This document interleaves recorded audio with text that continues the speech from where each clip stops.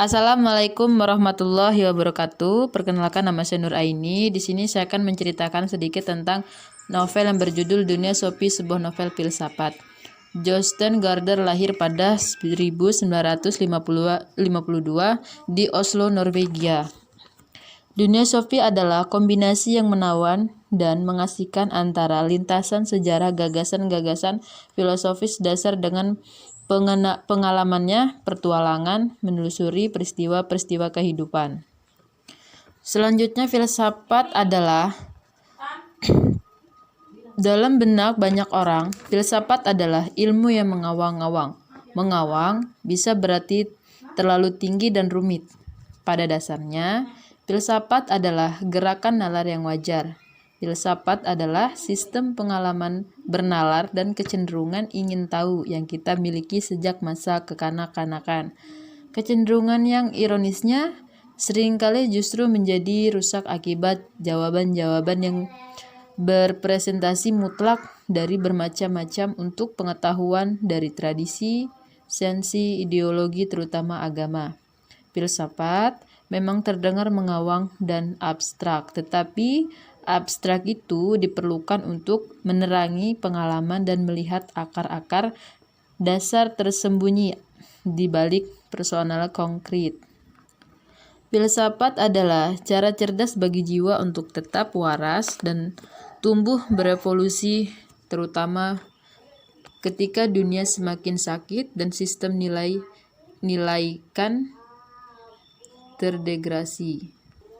Taman Firdaus. Pada suatu titik, suatu pasti berasal dari ketiadaan. Inilah aku menyadari betapa kenyataan kehidupan ini sesungguhnya tragis, bahwa kebanyakan orang harus jatuh sakit terlebih dahulu sebelum mereka memahami betapa berharganya hidup itu. Di mana datangnya dunia? Dunia itu hanyalah sebuah planet kecil di angkasa. Topi pesulap. Di sekolah sulit memutuskan perhatian pada apa yang dikatakan guru. Tampaknya mereka hanya membicarakan hal yang tidak penting. Mengapa mereka tidak membicarakan apakah manusia itu atau tentang apa dunia dan bagaimana ia menjadi ada? Apakah ada seseorang yang menjawab pertanyaan ini? Sophie merasa bahwa memikirkan hadres sebuah jauh lebih penting daripada menghafal perubahan bentuk kata kerja tidak beraturan. Selanjutnya, apakah filsafat itu? Cara terbaik untuk mendekati filsafat adalah dengan mengajukan beberapa pertanyaan filosofisnya. Bagaimana dunia diciptakan? Adakah kehendak atau makna di balik apa yang terjadi? Adakah kehendak setelah kematian? Bagaimana kita dapat menjawab pertanyaan-pertanyaan ini? Pada dasarnya, tidak banyak pertanyaan filosofis harus diajukan.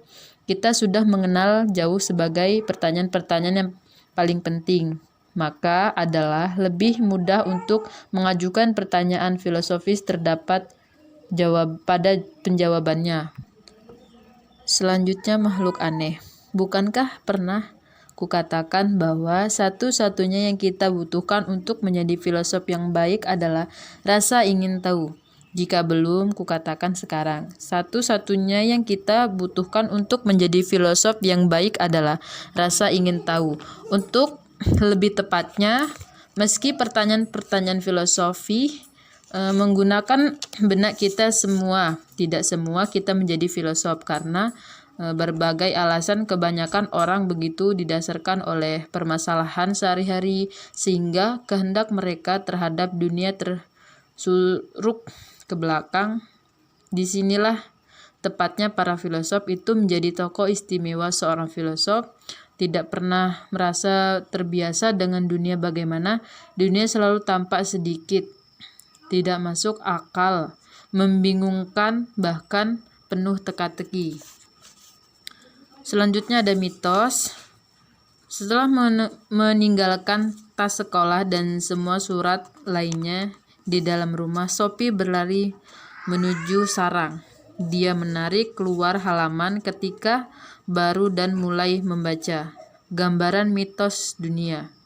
Yang kita maksud filsafat adalah cara pikir yang sama sekali baru yang berkembang di Yunani sekitar 600 tahun sebelum kelahiran Kristus.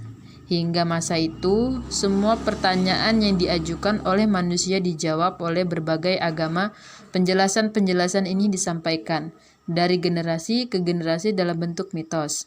Mitos adalah sebuah cerita mengenai dewa-dewa untuk menjelaskan bahwa mengapa kehidupan berjalan seperti adanya selama ribuan tahun. Banyak sekali penjelasan mitologi bagi pertanyaan-pertanyaan filsafat yang tersebut ke seluruh dunia. Filosof Yunani berusaha untuk membuktikan bahwa penjelasan-penjelasan ini tidak boleh dipercaya. Untuk memahami cara berpikir para filosof awal ini, kita harus paham dulu bagaimana rasa memiliki satu lukisan mitos tentang dunia. Contohnya beberapa mitos Skandinava. Penjelasan mitologi untuk hujan karenanya adalah bahwa Thor sedang menggunakan palunya, dan jika hujan turun, jagung berkecambah dan tumbuh subur di ladang. Bagaimana tanaman di belakang dapat tumbuh dan menghasilkan panen tidakkah dipahami, tapi jelas itu dikaitkan dengan hujan, dan karena setiap orang percaya bahwa ada hubungannya dengan Thor, dia menjadi salah satu dewa paling penting di wilayah Skandinava. Selanjutnya, para filsuf alam. Ketika Sophie naik ke kamarnya, ia menemukan 3 pertanyaan lagi. Adakah zat dasar yang menjadi bahan untuk membuat segala sesuatu? Dapat air berubah menjadi anggur? Bagaimana tanah dan air dapat menghasilkan seekor katak hidup? Sophie menelaahnya satu persatu. Mungkinkah ada zat dasar yang dapat menjadi bahan untuk membuat segala sesuatu? Jika memang ada semacam itu, bagaimana dapat tiba-tiba berubah jadi sebagai bunga atau seekor gajah?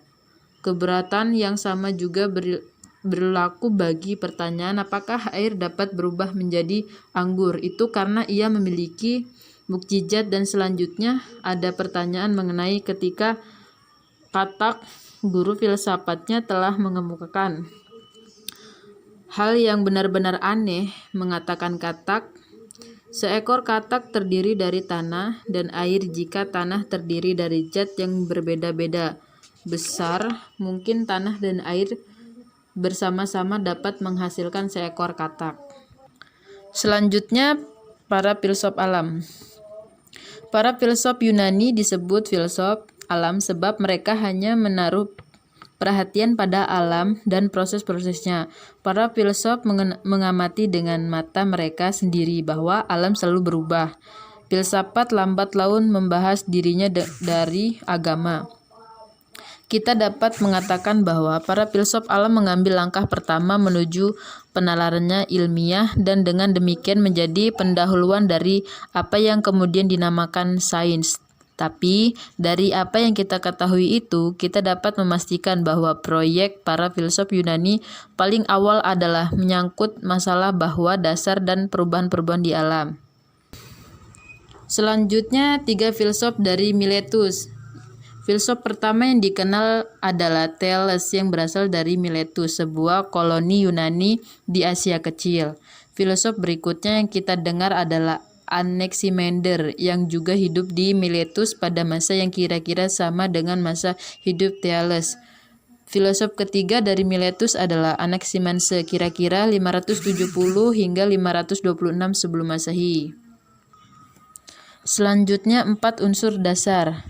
Parmenides dan Heráclitus sama-sama mengemukakan 2 hal.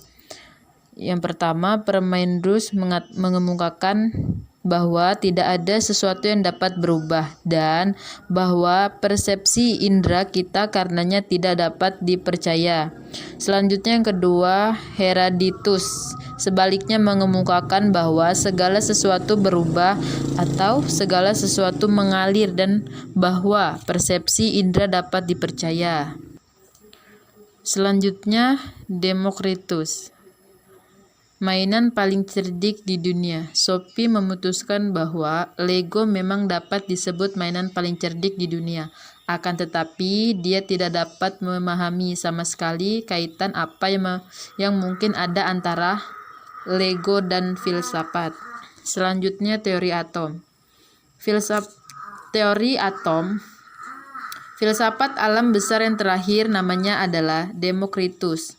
Kira-kira 460 hingga 370 sebelum Masehi, dia berasal dari kota kecil. Abdera di pantai utara Aegea. Demokritus setuju dengan para pendahulunya bahwa perubahan-perubahan alam tidak mungkin disebabkan oleh kenyataan bahwa segala sesuatu sungguh-sungguh berubah. Kata atom berarti tak dapat dipotong. Bagi Demokritus adalah sangat penting untuk menekankan bahwa bagian-bagian pokok yang membentuk segala sesuatu tidak mungkin dibagi cara tidak terhingga menjadi bagian-bagian lebih kecil lagi. Demokritus percaya bahwa alam terdiri dari atom-atom yang jumlahnya tak terhingga dan beragam. Sekian cerita singkat dari saya, semoga bermanfaat. Apabila ada kata salah, saya minta maaf. Kepada Allah saya mohon ampun. Saya akhiri. Wassalamualaikum warahmatullahi wabarakatuh.